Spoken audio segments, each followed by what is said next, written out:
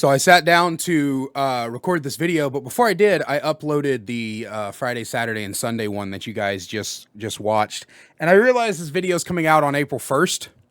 I did not mean for the week of tier list to be in the first week of April. I promise you, this isn't an April Fool's prank or anything. I wish I was that clever or planned that far ahead, but. That being said, the week of tier lists starts today. Basically, I put out a poll asking you guys if you wanted me to do an entire week here on the channel where all I did was tier lists related to Dead by Daylight. That's literally the entire week. That's all it's about. And you guys voted overwhelmingly yes. So today is the first one, the most obvious one that everybody in the community does, which is the Killers tier list. So I hope you guys enjoy the next 7 days as we do nothing but tier list here on the channel, and I don't have to do as much editing. So let's get into it. I have all the killers already in order. By the way, if you're out there and you make custom tier lists for Dead by Daylight, please put the fucking killers in order. I'm tired of having to rearrange this shit, and I'm too lazy to do it myself. Okay, starting off with the Trapper. Oh, we're gonna go ahead and actually, real quick,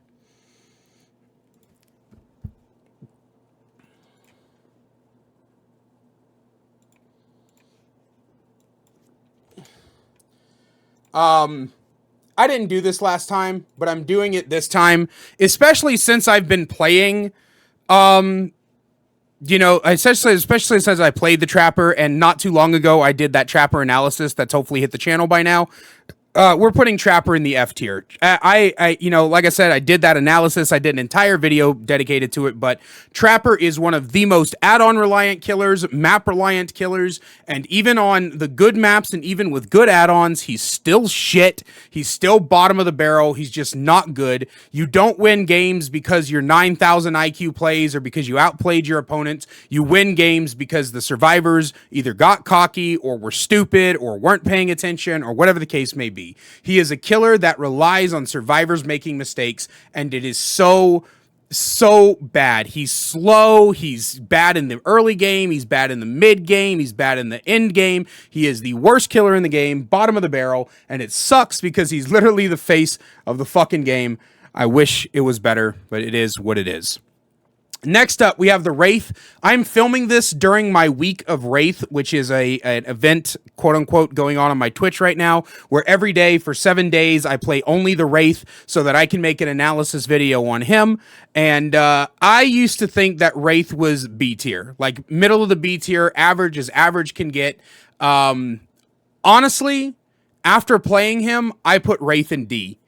He's got, he is an add-on reliant killer as well, and a map reliant killer as well. The only thing that keeps him away from the Trapper is he has some form of map presence with his invisibility speed boost, because it goes to 6 meters a second without add-ons.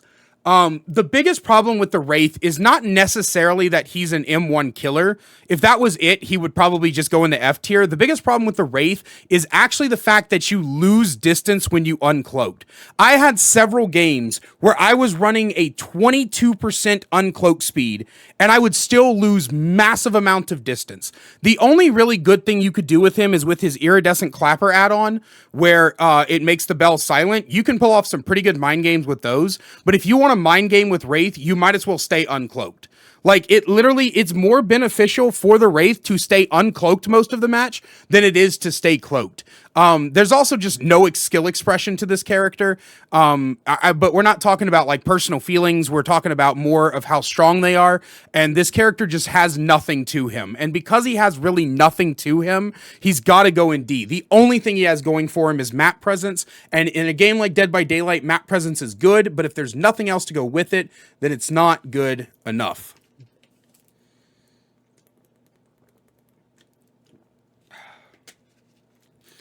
Billy, my baby, my boy, my good time pal. The Hillbilly is my new main, and he has been ever since I did the week of Billy. He's just so fun. When playing Hillbilly, I got reinvigorated in having fun with Dead by Daylight. Even games when I'm losing, I'm having a fucking blast because it's just so fun. He's just a fun character. But again, this isn't personal feelings. It's how strong they are. And I don't think anybody can deny Billy's strength. Billy is the type of character who can hook somebody, flip around, go across the entire map, and insta-down another person before they can even think about it. He's got great anti-loop with his curves. He's got map presence with his chainsaw's mobility. He's got an insta-down, which is just so fucking strong. He's got basically everything, and his add-ons improve upon that. But he's not even add-on reliant. I don't think he's add-on reliant. I think the overdrive mechanic itself makes up for it. If you don't run add-ons, you can still do really well with this character. The add-ons enhance the character rather than make him playable, which is something that's very important. Billy went from a D tier to an A tier because even though I don't believe his skill floor has changed, actually I think his skill floor has gotten higher with the overdrive mechanic because it kind of fucks with your muscle memory a bit. You're now rewarded for overcoming that skill floor. Now, like, once you get used to Billy, he's just one of the best characters in the game. You are rewarded for learning Billy, and the rework to Billy is one of the best things Behavior has ever done for a character. This is a strong character with a strong presence, a strong power, and everything else. I love him. He's great. A tier. Nurse remains the strongest character in the game. I don't know how there could ever be any debate about this. The ability to go through walls and completely nullify any distant survivor's gain is just way too fucking strong. It's always going to be strong. There is no map where the nurse is weak. There is no use for add-ons. There's no add-ons and add-on dependency, no map dependency, none of that. The nurse is just way too strong in every sense of the word, and until the day that they rework her completely, she'll probably stay that way. Next up is the Huntress. Huntress recently got some really big buffs. In my original tier list, I put Huntress at the top of A, I believe. I've reevaluated that some. Even with her buffs, she's still not top of A. I don't think she can be above Billy because Billy's map presence is much more consistent than Huntress's. Like, you can go for cross maps on Huntress's, but it's not that consistent. There's a lot of stuff that can get in your way, but with the ability to hold 7 hatchets and pull them out faster, Huntress is better than ever, and she was already incredibly strong. So while I don't think she's top of the A tier anymore, just because I have a little bit more experience in the game than I did when I did that last tier list, I do believe that she is, what's the word I'm looking for? I believe she's far more consistent than she used to be, and that's a scary thought because Huntress with consistency is a very powerful thing to come across. So yeah, Huntress is definitely at the top of A tier. Next up, we have Myers, the just barely better than Trapper. What makes Myers better than Trapper is his insta-down. If he didn't have his insta-down, he would be the weakest character in the game. If all his tiers gave him was like movement speed and vault speed, he'd be nothing. He'd be literally nothing. At the end of the day, though, he's still a bare bones M1 killer. He still really doesn't have anything. He just has slightly more than Trapper because he has the insta-down. With Trapper, it's just like, oh, I've run out of my power, now I'm fucked. With Myers, it's I've run out of my power, but I've probably gotten value from it. So I don't understand people who think that Myers is weaker than Trapper. I don't agree with that. Trapper just doesn't have enough compared to Myers'. Trapper's anti-loop is not enough compared to Myers' insta-down. Next up, we have the Hag. The Hag has pretty good map presence. Last time, I think I put the Hag in C. I don't remember, but I'm actually willing to put her in B now. I think the Hag is actually a kind of slept-on character, and then she just got that round of buffs that make her traps, make it to where you trigger her traps closer, which means that she has a better opportunity to get a hit on you. On top of that, she has 10 traps, which she starts with at the beginning of the game, by the way! Sorry. She has 10 traps. They are able to be placed very fast. She's not map dependent at all, I don't believe. I don't think I've ever seen a map where she's very dependent. And she got her distance teleport too. It used to be 40 meters, now it's 48, which is insane. That's like almost half of the biggest map in the game, 48 meters. So that is crazy. She gets a hella distance on it now. So I believe that she's also not very add-on dependent. I think what keeps her in B tier is the fact she's an M1 killer. She doesn't really have that much going for her as an M1 killer. She's very reliant on her traps as well. So it's if survivors know how to get around the traps, she's got a decent anti-loop and a decent camping, but I just think that because she's just an M1 killer, you have a little bit too much wiggle room to play around her. I don't think it's possible for a pure M1 killer to be in the A tier because this game is just very unfavorable to M1 killers. Next up, we have Doctor, going right below Hag. Doctor is a character that I think was perfect. I don't know why they buffed him. I didn't think it was really necessary. Sorry, talking a lot and I have water by me. I don't think it was really necessary to buff Doctor. I think he was fine where he's at. I think, honestly, Doctor doesn't need changes. I think he's perfectly in the middle, perfectly fine where he's at, perfectly balanced even. He's got some anti-loop, he's got, anti-skill checks with certain builds. I would say he's a little bit map dependent because his static shock is based on his terror radius. So if you can't manipulate his terror radius that far, then it's not always the greatest. But realistically speaking, anti-loop, slow down, and then with his collection of add-ons, he's got a whole bunch of other stuff to him. I just think that the Doctor's just fine. He's perfectly fine. He's in the middle where he needs to be, and I don't think he needs to be changed. Next up is Booba. I don't understand why people think this killer's overpowered. I really don't. I've had people tell me, oh, Bubba's just too strong, like his chainsaw sweep. He's very add-on reliant for that chainsaw sweep. I hope you guys know that.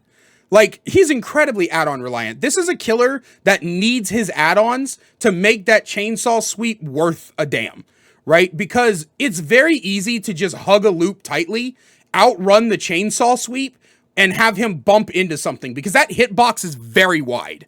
Because the hitbox is so wide, Bubba has to, like, thread the needle a lot when he's looping with the chainsaw, and if he doesn't have either the speed add-ons or the double eerie combo, it's very difficult for him to manipulate the chainsaw, and it's just not strong enough. I have seen people out-loop Bubba's for 5 fucking gens, and because he's just not strong enough, the only thing that puts him in C tier is the fact that his chainsaw is easy to use. Hard to master, but easy to use. And because it's so easy to use, it puts him a little bit higher. He's got a good insta-down, but you can outrun it if you know what you're doing. Next up, we have Freddy. Freddy's top of the D tier. Freddy has better map pressure than Wraith does with his teleports. The only thing that's worse about Freddy compared to Wraith with the map pressure is once the game's over, Freddy loses that. But Freddy is a killer that has 2 separate types of powers, depending on your add-ons, with the pallets, which is my personal favorite because it's funnier, but the arguably stronger version is the little red pools. Now, the red pools aren't that strong, but they do provide a hinder, which stops Freddy from being a bare bones M1 killer because he's got that hinder that helps him catch up to what he's doing. What keeps Freddy in the D tier is the fact he can lose his powers at the end game, is the fact that the hinder is not as strong as it should be, and the fact that his hinder doesn't even fucking work unless the survivors are asleep, which you either have to land a hit or wait for an obnoxious 60-second timer to happen for that to even go off. Now, his dream world's a little bit stronger than I originally thought, but it's still not that strong. It's just that it gives him a good bit of stealth, but he cannot climb out of the D tier as long as his power is so fucking dependent on people being in the dream worlds, and that's just a downfall of the character. Next up, we have Pig. Pig got some pretty good chase buffs. I think that Pig, honestly, is just... It's a confused character, because on the one hand, we got those really good chase buffs, which was just very, very good for her overall. It was something that she desperately needed. But I think that part of the problem with Pig is that she doesn't really have much of an identity. And if you're going to play a killer who dashes forward with a knife, there are other killers who are objectively better than her.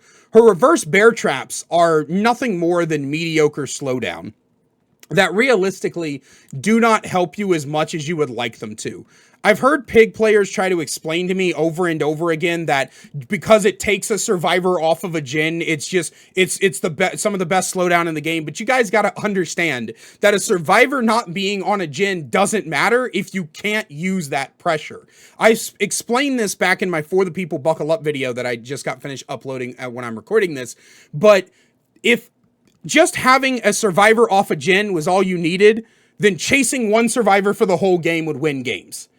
It does not, like, the fact that they can get a head trap on, get unhooked, and immediately go looking for boxes is bad. Because before the head trap even is able to be a threat, they have it off. And if in that time you're not able to use her mediocre M1 abilities to down someone else, then that pressure is meaningless. I say this all the time when I use Grim Embrace on Hillbilly. You'll hear me say it during my matches. If a Grim Embrace pops, and within the time that Grim Embrace is activated, I don't get another down, or at least have someone else in chase, I will say that Grim Embrace slow was wasted, because it was.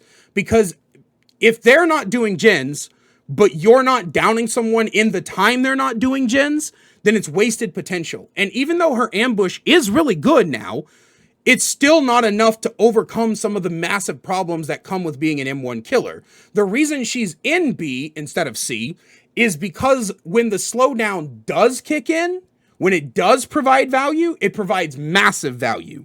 But the times that it provides massive value are not enough for it to fully matter because of the fact she's still just an M1 killer. I'd almost be tempted to put her, you know what?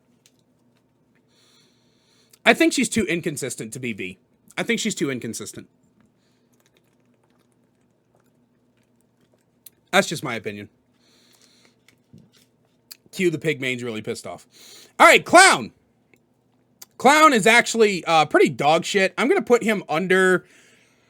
Actually, I'm going to put him under Bubba, honestly. I'd put Clown under Bubba. Because Clown is just... He got the buff to his yellow bottles, but he's one of those killers that relies on survivors making mistakes, and he can force those mistakes with the purple bottle because he can hinder you, and it's a very big hinder. It's not like, Freddy's hinder is kind of like, oh, I got some gum on my shoe, whereas Clown's hinder is, I am trudging through sand. You know what I mean? It's a good hinder.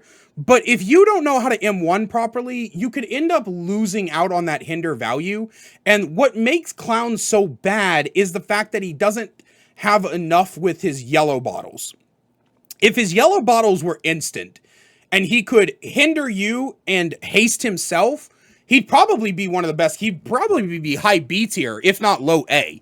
So I think that the fact that the yellow bottles have a delay is what keeps him from being good. Because if the yellow bottles didn't have a delay, then he could have better map presence. He could have better anti-loop. He could have better unpredictable mind games, because he could throw the yellow bottle at his feet while you're on the other side of the wall and you're expecting a normal speed, but then he's got whoom, he's fucking power walking towards you.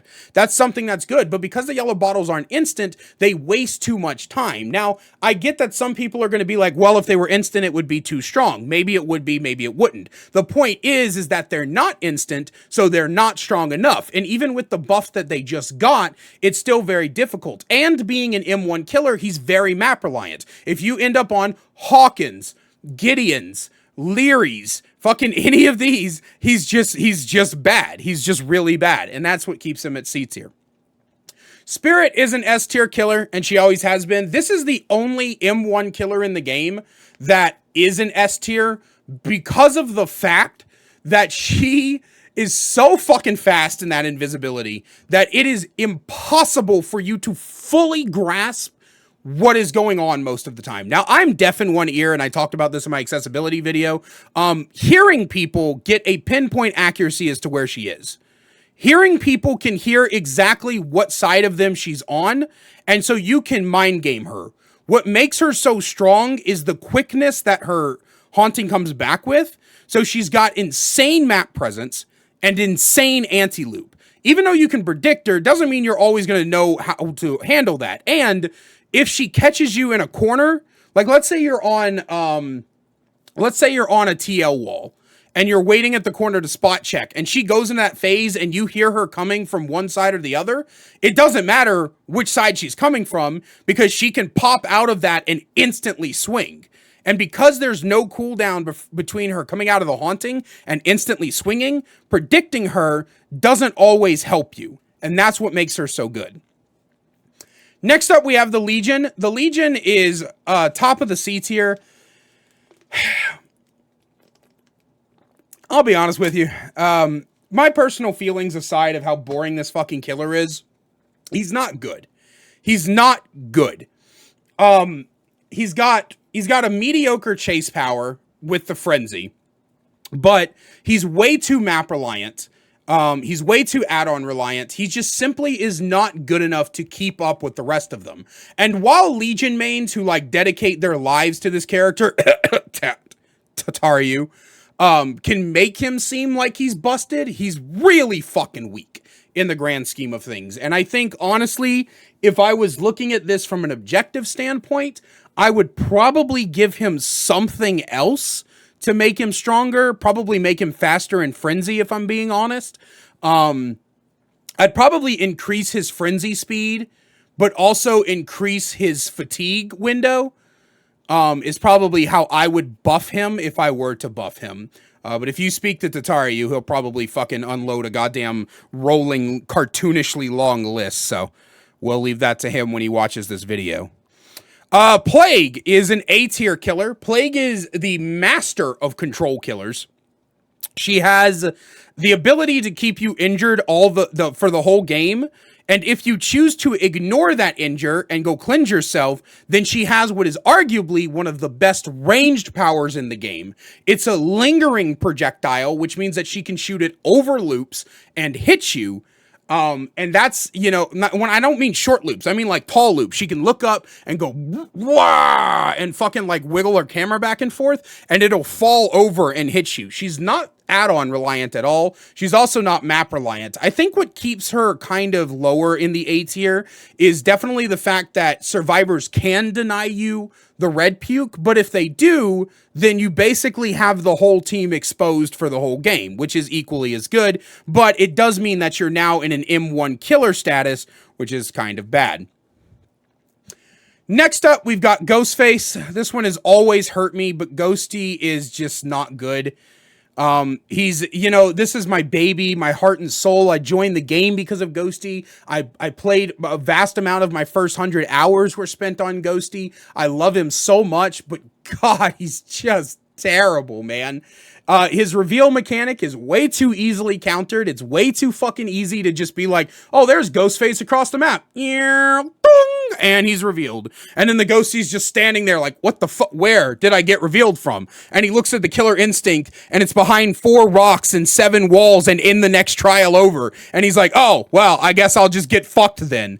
The insta-downs, the stealth of Ghosty is more consistent, though. Even though it's very easy to take him out of his power, his stealth is very consistent, and that allows him to get the jump on survivors a lot more. It also gives him an extremely good anti-loop ability, because a lot of anti-loop, a lot of looping techniques rely on knowing where the red stain is. So if you go undetectable and you hide your red stain, it's a lot easier for you to perform anti-loop and mind games, and you can catch the survivors by surprise more often. So that's what keeps him kind of higher. What keeps him below Legion is his lack of map presence and also his lack of slowdown. You know, Legion's got the deep wounds, which is really good slowdown. Ghostface doesn't, but Ghostface is highly map reliant and a very add-on reliant. I wouldn't say like highly add-on reliant, but he's very add-on reliant. And I think that that's something that a lot of people just don't, you know, fully understand. So, yeah. Next up, we've got Demogorgon. I got to actually play Demogorgon since the last tier list, and I enjoy him.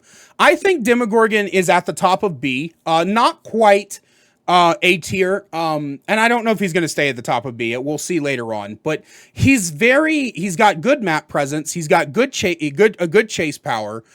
He's honestly probably one of the most balanced killers in the game, right next to Doctor. Like, there's nothing really egregiously wrong with him. I think that his portals need a little bit of help. Like, I think that he needs to be able to place a portal when he's out, and it replaces the first one he put. You know what I mean? I think outside of that, he's just really good. He's just a really good, solid pick of a killer.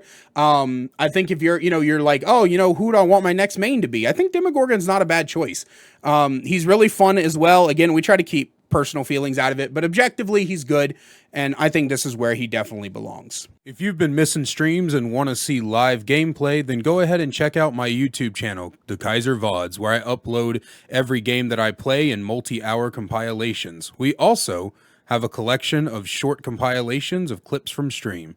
We'll see you over there. Link is in the description. Next up is the Oni. I put the Oni in A tier. Oni's got good map presence, an insta down, good pressure because you can't stay injured, so you have to save time healing. Unfortunately, Sloppy Butcher is nerfed, but we don't want to talk about that. I'll start crying. He's just Oni is one of those killers who can very, very quickly go from one end of the map to the other and down you and scare the shit out of you. What puts him below Huntress is the fact that he's an M1 killer. Even with his power, he's still technically an M1 killer because he still has to do the and charge up and everything. So I think Huntress has just got that over him because of the range. Do I put him below Plague? No, I think his map presence is much, much too good to put him below Plague. Plague doesn't have the same kind of map presence that he does. And, but it's very close. They're very neck and neck. Next up, we have the Deathslinger. Putting Deathslinger right below, Demo. Honestly, putting him below Hag too. I think he's got a better anti-loop than Doctor. He also has more slowdown. Deathslinger's biggest problem is that even though he's an M2 killer, pallets are still like his #1 enemy. And so a lot of maps have a lot of pallets. We're not just talking about things like Hawkins, Gideon's, Greenville. A lot of maps have a lot of pallets. And because of that, he's very, very weak to pallets, and that stops him from getting too good. However, the ability for him to spear you from a distance and reel you in can make survivors, it can ignore distance that survivors gain. It can cause slowdown with the deep wounds. It can even ruin like looping potentials. Like I've speared survivors, reeled them in, turned them a little bit by like manipulating the reel box, hit them, and then they just run into a wall, and I'm like, haha, gotcha, and then I hit them again. You know what I mean? Not very map dependent, honestly. Like I said, he suffers at pallets, but because almost every map has a lot of pallets, that's just, you can't really, use that. He's also not incredibly add-on reliant. I know Deathslinger mains are like, he needs keys, and I get that, but like, if it's just one add-on that makes him significantly better, then I think that's fine. Next up, we've got the Pyramid Head. Pyramid Head is an A-tier killer with a better anti-loop than most A-tier killers. Or I should say better anti-loop than Plague. What makes him especially good is you have less of a chance to get flashlight, pallet, flashbang saves on him because he can just send you to a cage. The cages are the strongest part of his kit. And the fact that the goop lasts for a very long time means you're more likely to get more cage usage and potential. The fact that he can use cages also frees up a lot of his perk slots for better builds that give him more chase potential, because he can't use things like pop, pain resonance, grim embrace, like all that stuff. He can't use those, right? I mean, he can if you put people on a hook, but you get what I mean. Like you would rather trade out those hook based perks for chase based perks that allow you to send people to the Shadow Realm better. His power is also really good. The only thing I don't like about his power is that it's kind of awkward to use because you can't strafe with it. But Pyramid Head is just one of the best killers in the game, and I really don't know who would argue with me on that. The only thing that stops him from being above Oni is his lack of map presence. At the end of the day, he's still a 115 killer. So next up, we have Blight. Blight's going up into the S tier. Blight has everything you need. Anti-loop, map presence, chase power. It's just like the other three in S tier. He's got all of that and more. And his add-ons got nerfed, but I really don't think that it matters. He was never really an add-on reliant killer to begin with. He's still super, super good, super consistent, and it's just very difficult to find a place where he doesn't work. Next up, we have the twins, and I'm going to be honest with you, I always have thought that the twins were kind of slept on in power level. They've got map presence with Victor. They've got decent slowdown with Victor's debuff. They have an incredible potential to slug. Like, they can get 2 to 3 survivors on the ground in a very quick instances if they're all injured. Which RIP Sloppy, again, I'll start crying. But I think that the twins are just way better than a lot of people give them credit for. What holds them back most of the time is their amount of bugs and the fact that they feel a little clunky. But in terms of objective power level, I think the twins are honestly one of the strongest in the B tier. I can't imagine. I don't really know who. I think I'm going to put like one killer above them in B. They're just, they're so good. Next up is Trickster, and this is the character I'm putting above in B. I know a lot of people are thinking, oh, he's obviously A tier, but he's not. Trickster still suffers at tall loops. He still suffers very greatly at tall loops, and if there is, at short loops, if there's enough room for the survivor to crouch behind, he can suffer. I'll be honest with you, I played Trickster for like 10 or 15 games since I've been back, like offline, and holy shit does the main event suck. I know that's going to make like a lot of people go, wait, what? What do you mean? But like, if you're not in a position to instantly main event and get them in a straight shot, like if they can just turn a corner, you're just screwed. You're just fucking screwed. I had so many games where I lost because I chose to main event instead of just chasing them down and M1ing them. The fact he's 115 is just, you know what I mean? I think that what puts him above Charlotte, even though, or what puts him above the twins, even though the twins have better map presence, is that his anti-loop is better, and the fact he's a ranged killer. So if you get open maps like any of the Cockwind or Ormond or something like that, he can deal pressure from a distance. Unfortunately, he doesn't, because his knives don't deal instant damage because they have to stack up to deal the damage.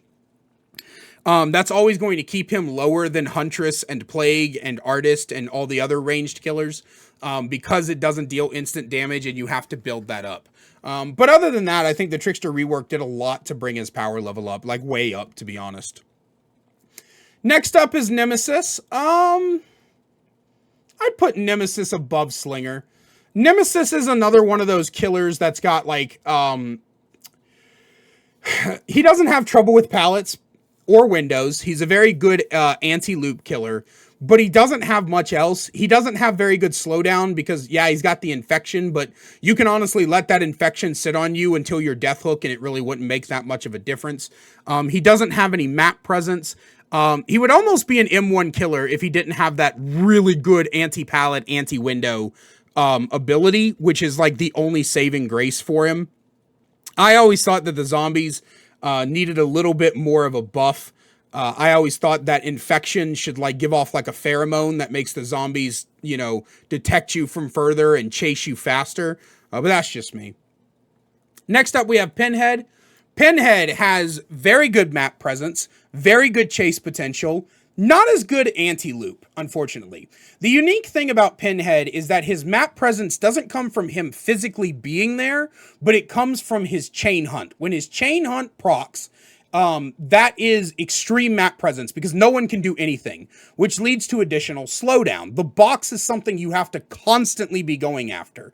Now, I think that a big mistake a lot of people make against Pinhead is they go after the box as soon as they see it, which you shouldn't do. Pinhead's power mostly comes from the fact he's a good pub stomper.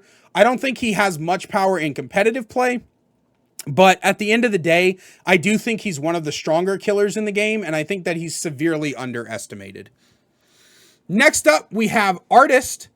Artist, this is so hard. Do I put Artist? Yeah, I put Artist here. Artist is the best range killer in the game, hands down. Anti-loop, map presence, easy to use, or not easy to use, but fairly easy to use power, a lot of value. She's just everywhere. She's anywhere, everywhere, all at once. And it's one of those things where she can put you in a lot of 50-50 situations, which makes it very difficult to counter. And it's very, very strong. And I think that a lot of people just don't really completely understand how to loop her. I'm not even going to pretend like I understand how to loop her. But yeah, she's incredibly powerful. And I think that a lot of people just fully underestimate how strong she is. Next up is Sadako. Sadako is top of the C tier. Sadako's got map presence and slowdown, and she's got the threat of the condemned. What keeps Sadako from B is the fact she's an M1 killer. And as I keep saying throughout this tier list, M1 killers, they just suffer very heavily. She has no anti-loop. Her manifestation mind games don't really work that well. You can try to make them work, don't get me wrong, and manifesting D, I think she gets a speed boost out of D-manifesting now, which is a little bit better, but she's still not strong enough to really pose too much of a threat. And I think that's just something, you know, I think the biggest part of her kit is definitely the slowdown and the map presence. But just because she can stop you from doing gens for a while, or just because she can get across the map in an instant, doesn't mean she can do anything with that power. Next up, we have Dredge. Dredge goes at the bottom of the B tier because he's very map reliant. He's got a really good anti-loop. He's got decent map presence. But if the map doesn't have a lot of lockers, then god fucking damn it, you are screwed.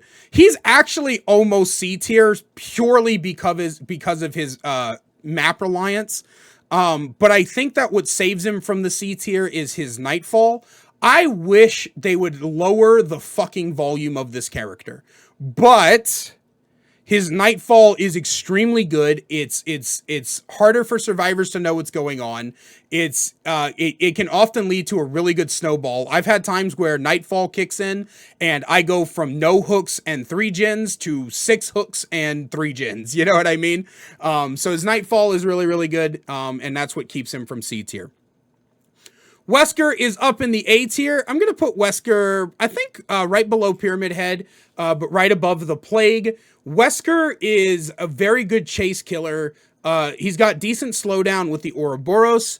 And the Ouroboros, actually, I didn't know this, by the way, but when you reach full infection, not only are you hindered, but if he grabs you and you're full health when you've got full Ouroboros without the red vial, he insta-downs you with his power, which is cool. I think that's cool. He's also, when Weskers know what they're doing, he's also incredibly obnoxious because he can turn to the right, slide forward he can turn to the right, slide into a wall while still looking right, slide backwards to the left and around the corner and grab you. It's so stupid. But I mean, his ability to just fucking slide around 3 corners while looking the opposite direction and still grab you is asinine. And it's very strong. And I don't think anybody would disagree with that. What keeps him from going higher is his lack of map presence or really anything else but his powerful chase potential. So yeah. Next up, we have the Knight. I'm willing to put the Knight in the middle of B tier, honestly. He's got really good map presence with his, with his guards. He can send his guards incredibly far. So he can patrol basically 2 gens at once. He can chase 2 people at once. He provides a lot of utility, with his, Carfax can break things really fast and which actually shuts down pallets. If you've got Carfax up, I can't count the number of times I've gotten a down because I instantly send Carfax into the pallet and Carfax breaks it and I walk right through and I down the person because they weren't expecting the break to happen that fast. The assassin is really good and the jailer zones people really well. I think that there could be a lot more diversity between the killers, but that's more of a design complaint than a power complaint. I think that the Knight overall is just someone who belongs this high just because he's got so much of a presence. And that's not even that's ignoring the anti-loop too. The anti-loop he has is really good. I think I'm actually willing to put him above yeah, I think I'm going to put him above these two because of his anti-loop is so fucking good. His anti-loop, map presence, chase potential. Yeah, no, he's a really good killer. Really, really good. Next up is the Skull Merchant. I can hear the collective groans now. I don't give a fuck. I think Skull Merchant is... Honestly... Yeah. I think she's bottom of B. No, well... No, that's not right. Yeah. So she doesn't have as much map presence, but she does have very good info and very good anti-loop. And I think that's what makes her incredibly powerful. Granted, the reason that I think she's below all of these is because of things like map presence and range and stuff like that.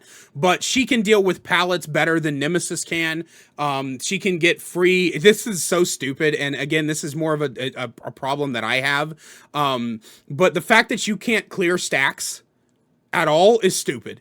So she can put 2 stacks on you in the beginning of the match, and then near the end of the match, she's got you injured, you accidentally run into a drone, and you're just downed. And it's like, oh, okay, should have played better, haha, smile. But because she doesn't have a lot of map presence, it's much more difficult for her to get a lot of use out of everything that she has. So I definitely will keep Skull Merchant lower in the B tier, but she's still strong. I mean, guys, you got to understand that if someone goes in the B tier, it doesn't mean they're weak by any stretch of the imagination.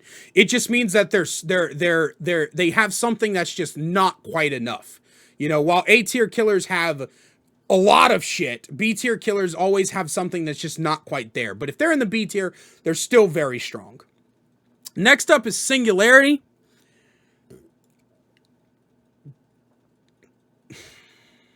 Yeah. Singularity is one of the strongest killers in the game. Like, very, very easily one of the strongest killers in the game. I think what a lot of people don't realize about Singularity... Here's the thing, right? Singularity has good map presence, good anti-loop, anti-pallets, anti-windows. He's everywhere. He's anywhere, everywhere, all at once. And the only thing holding this fucker back from the top of the A tier is how effective EMPs are. If EMPs did not automatically print and you had to instead spend the time to get one, or while you were holding one, the box you got it out of didn't automatically print, so there's not just always an EMP readily available to you, this would be one of the top 5 killers in the entire game. He's so fucking good. But because of his because of the EMPs and their effectiveness against him, it holds him back really well. All it takes is for survivors to have a mitochondria of understanding, to always have an EMP on your person, and this killer just starts falling apart. But if that doesn't happen, he's very, very strong. Next up, we got the Xenomorph. The Xenomorph is going to go... Yeah. The Xenomorph's map presence is one of the best. It's static right next to every generator. So you have the power to check on every single generator at really, really excessive speeds. And on top of that, the anti-loop of the Xenomorph is one of the strongest in the game. Anti-pallet, anti-window, of course, just like Nemesis, but it's far more reliant, consistent, and effective. And also on top of that, she's got a little bit of stealth with the fucking, with the crawler mode's reduced terror radius. And the turrets are very difficult. Okay. I don't think the turrets are difficult to understand how to use. I just think the vast majority of people do not understand how to use the turrets, right? If survivors would stop doing things like placing turrets directly in front of tunnels and placing turrets in the big open spaces and things like that, if they started learning how to use turrets to strengthen loops, they would have a much better time. But because most of them don't do that, the turrets don't seem as effective, and people think that the Xenomorph has no counterplay. Hashtag no counterplay to Xenomorph. Next up, we've got Chucky. The only thing that I think keeps Chucky below Artist and Billy is his lack of map presence, but arguably one of the strongest, if not the strongest anti-loop in the game. I wonder if you can argue that he's got the strongest anti-loop in the game. I wonder if you can argue that. I think you can. I think you can argue he's the strongest anti-loop in the game because of Scamper. That's insane. You know what's crazy? I would almost say if he didn't have Slice and Dice, he would still be top 6. I would say if he didn't have Dice and Dice, he would still be top 6 in the game. He's very, very strong. Incredibly strong. Ridiculously strong, even. I think completely, to be real with you, Chucky is way too fucking powerful for his own good. It's just crazy, man. Finally, we have the unknown. Map presence, range, not very add-on reliant, not very map reliant, but there's a problem. Even though his ranged attack is strong, I think I'd put him in high B, maybe. Do we put him above Trickster? We do. We put him above Trickster. I think that the unknown is too easily countered to go into A tier. If the weakened status effect was not so easily countered, and if it wasn't so easy to dodge the explosions, I think he would be A tier. But a lot of people try to argue with me on, the looking at thing isn't a problem because ABC. All of the arguments are bad. If you back up with him and try to take cover when they're looking at you, you lose distance and you have to start trying like incredibly hard bank shots. If you pursue them and they look at you, you have a 3-second window in between weakening them and being able to cause the weakened again. If you weaken someone, leave them be, and try to chase someone else, then they just cleanse it while you're chasing someone else. And he has the ghost face problem of being able to be weakened from behind walls. There's also a 1.5 second grace period between when they stop looking at you and when the weaken stops going away. So if they look at you for 8.5 seconds and then they turn their camera around, they still get cleansed. But his teleports are very strong, even if the teleports are not very consistent. And this is another thing that like irritates me. People are like, oh, well, if you just spam your power, you can place your teleport wherever you want. That is so unreliable. Like, I can't even believe we're having this conversation, but that is one of the most unreliable things in the entire fucking world. You're telling me that you think it is viable to walk around the map spamming right click until you get to a spot where you want the hallucination, and then you stand there like a gormless dope waiting for the hallucination timer to get over so that you can place it where you want? No. The teleport is very, very strong, even without the ability to place his hallucinations. Just because the spots are inconsistent doesn't mean the effectiveness of them is. You will always have, unless survivors are just cleansing decoy or hallucinations and shit left and right, you'll always have the ability to get across the map in an instant. And that's just really good. So yeah, I think that the unknown is very close to being A tier. He's just a little bit too easy to counter. And I think that after the initial week or so, by the time you guys see this video basically, and people learn how to play against him, people will see what I'm saying, when I say he just can't quite make it to A tier. But that's all that I have for you guys today. Of course, let me know what you guys think down below. I'm sure people are going to disagree with me. I'm sure some people who main certain killers are going to be pissed off. But this is what I believe to be the objectively most powerful killers in the order that they're the most powerful. So yeah, these are just the best. This is how I rank them. So let me know down below what you think. And I'm going to go ahead and throw an image up on screen just to kind of have the final thing there, nice and clean. But as always, a great big special thank you to our channel members listed on screen now, for all their additional support. If you want to find out how to become a channel member today and get perks like seeing videos early, merch discount codes, and more, then please click that join button down below. Love you guys so much, and I will see you in the next one.